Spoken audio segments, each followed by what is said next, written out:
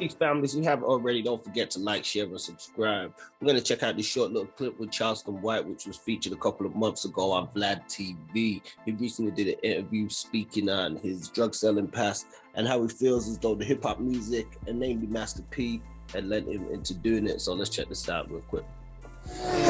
And let me just say how it was so easy for me to get caught up in the drug selling when I came home in 1998. Because that's what the culture was doing. When I came home in 1998, Master P had just dropped an album called Ghetto Dope. Ghetto Dope. Me crack like this. And it taught you how to cook crack from step 1 to step 10. So when I came home after being gone from 91 to 98, and I come back and I look into the black community, everybody's selling dope. The dope man image is what the girls want. It's what the preachers like. Everybody like the dope man image. So everybody's selling dope. They rapping about it. So man, I just get in line with the culture. I get in line with the culture because the culture almost made it like it was logical to sell dope over working because the rewards were so great, right? So many black children of our culture followed that bullshit, nigga, hustling, selling dope. Me crack like this. So we went from that to trapping to now drilling and killing. So the culture reshaped me after all the good that TYC had done. My culture reshaped me in the pimping and the drug dealing. Okay, guys, so yeah, it's a short clip. You can check out the full interview.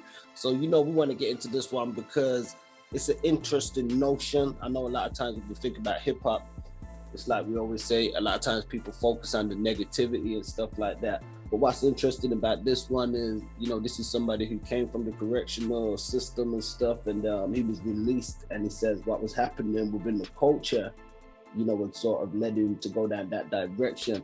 Oftentimes we hear a lot of these artists and production companies speak about, responsibility and stuff like that.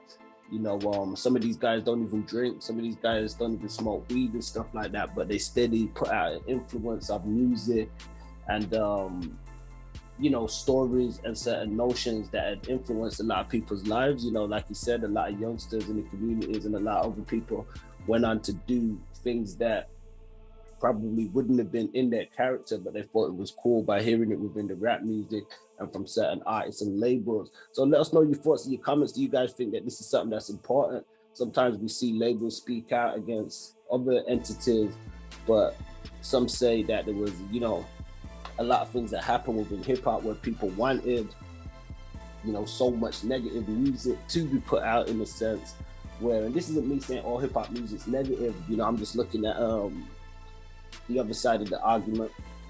So when people say a lot of this negative music was put out, people speak about the prison industrial complex and how it ties into that. Some say there were deals made with, different organizations and stuff like that. So it's definitely an interesting one.